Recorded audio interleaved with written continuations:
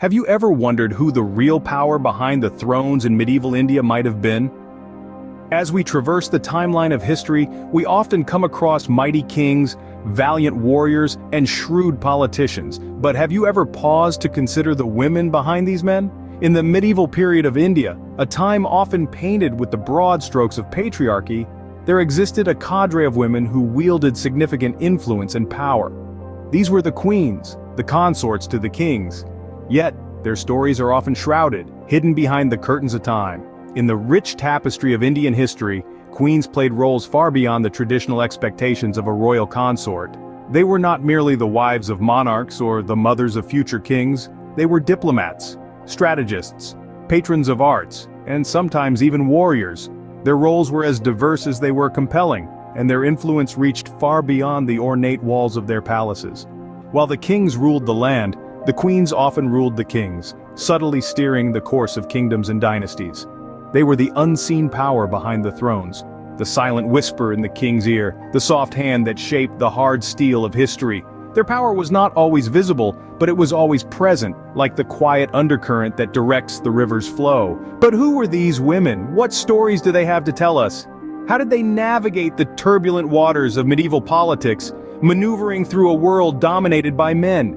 How did they use their influence to shape the course of their kingdoms, and perhaps even the course of history? These are the questions we will explore as we delve into the captivating tales of some of the most influential queens in medieval India. Each queen has her own unique narrative filled with intrigue, power, and resilience. From the scholarly Rudrama Devi to the warrior queen Rani Padmini and the reigning queen Rani Ahilyabai Holkar, their stories are a testament to the unseen power of thrones. So, let's dive into the intriguing tales of these powerful women who ruled from the shadows. Picture a woman ruling in the 13th century, not just as a queen but as a king. Meet Rudrama Devi. In the heart of the Deccan Plateau, in the kingdom of Kakatiya, a woman ascended to the throne in the year 1306. This was no ordinary queen. She was Rudrama Devi, a woman who defied the norms and ruled as a king. Born into a world where power was the dominion of men, Rudrama Devi shattered these conventions.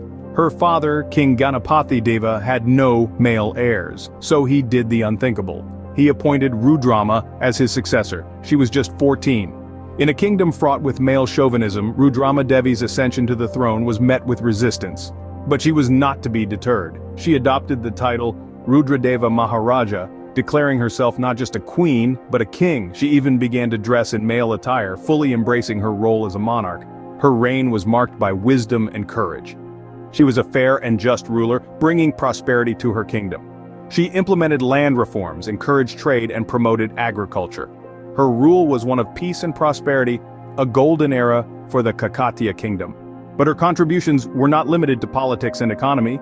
She was a patron of arts and literature. Under her reign, Telugu literature flourished.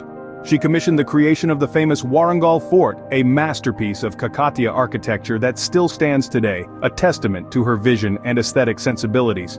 Rudrama Devi was not just a ruler, she was a warrior queen. She led her armies into battle, defending her kingdom against powerful foes. She died in battle, a fitting end for a queen who lived by the sword. In a world dictated by patriarchal norms, Rudrama Devi was a beacon of change. She challenged the status quo, broke barriers, and paved the way for future generations of women rulers. Rudrama Devi, a queen who wore the crown of a king and ruled with wisdom and valor. Now imagine a queen so beautiful, her beauty led to a war. Enter Rani Padmini. In the heart of Rajputana, during the 13th century, there lived a queen named Rani Padmini. Her legendary beauty was such that it was said to reflect in the water, a mirror to her soul. Poets and writers of her time compared her beauty to the radiant full moon, a sight so enchanting that it captivated the heart of anyone who laid eyes on her. But her beauty was not her only attribute. She was also a woman of great courage and valor. Rani Padmini was not just a queen, she was a warrior. When her kingdom was under threat, she didn't just sit on her throne and wait for her fate to be decided by others. She took up arms, led her people, and fought for her land and honor. Her life took a tragic turn when Alauddin Khilji, the Sultan of Delhi, heard of her beauty and decided to capture her. This led to a fierce war between Khilji and her husband, King Ratan Sen. Despite the strength and courage of the Rajput warriors, the odds were heavily against them. In the face of impending defeat, Rani Padmini made an unthinkable decision. Rather than be captured and dishonored, she chose to protect her dignity and the honor of Rajputana. Along with other women of the kingdom, she walked into a pyre, committing Jauhar, a self-immolation to avoid capture. This act of bravery and sacrifice became a symbol of Rajput pride, and her story was told and retold, passing into legend.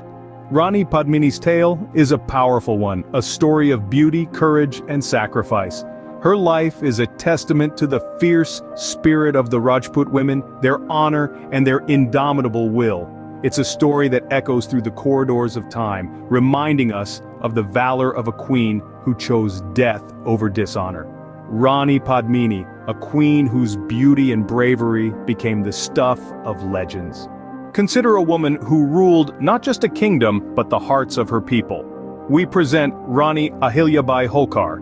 Born in the mid-18th century, Rani Ahilyabai Holkar was not destined for royalty by birth, but her fate had a crown in store for her. Her journey from a village girl to the queen of the Malwa kingdom is a tale of courage, intellect, and indomitable spirit.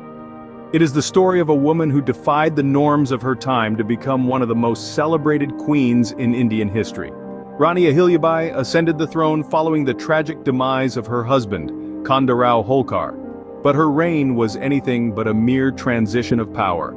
She emerged as a benevolent ruler, a just queen, who governed with wisdom and compassion. Her policies reflected a deep understanding of governance and a profound sensitivity towards her subjects. Under her rule, the Malwa kingdom flourished. She encouraged trade, agriculture, and arts, ensuring her kingdom's prosperity.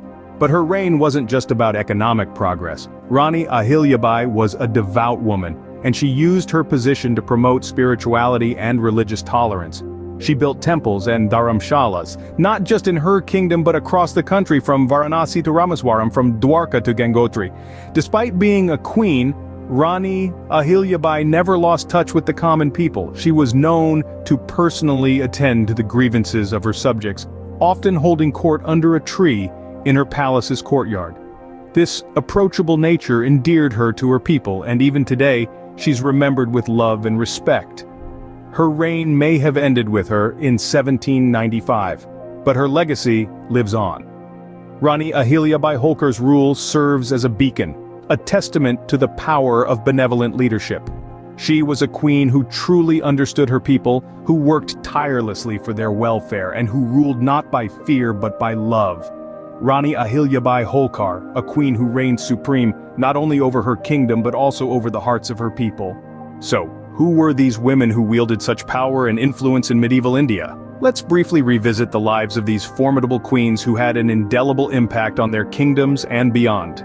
First up, we have Rudrama Devi, the scholarly queen. She was a woman of action, a progressive ruler who valued education and promoted art and literature. Her reign was marked by her commitment to intellectual pursuits, and she was revered for her wisdom and fair judgment. Even though she ruled in a time when women were not often accepted as leaders, she rose above the societal norms and led her kingdom with grace and intelligence. Next, let's recall the tale of the warrior queen, Rani Padmini. Known for her enchanting beauty, she was much more than a pretty face. Her bravery was legendary, her courage unmatched. Legend has it that she led her soldiers into battle, proving that strength and valor know no gender. She remains an iconic figure in Indian history, a symbol of resistance and resilience. Finally, we come to the reigning queen, Rani Ahilyabai Holkar. Her reign was a golden era of peace and prosperity. She was loved by her people, and her benevolent rule left a lasting impact on her kingdom. Her administrative skills were exceptional, and she was known to personally oversee the welfare of her subjects. She built numerous temples, dharamshalas, and wells, ensuring that her people were well taken care of. These queens, with their wisdom, courage, and benevolence, carved out their own legacy in the annals of history, proving that the power behind the throne was as mighty as the one upon it. Their stories remind us of the unseen power of thrones, a power that is not defined by gender, but by courage, intelligence, and the will to do what is right. They continue to inspire generations, reminding us all that leadership is not about wielding power, but about making a difference.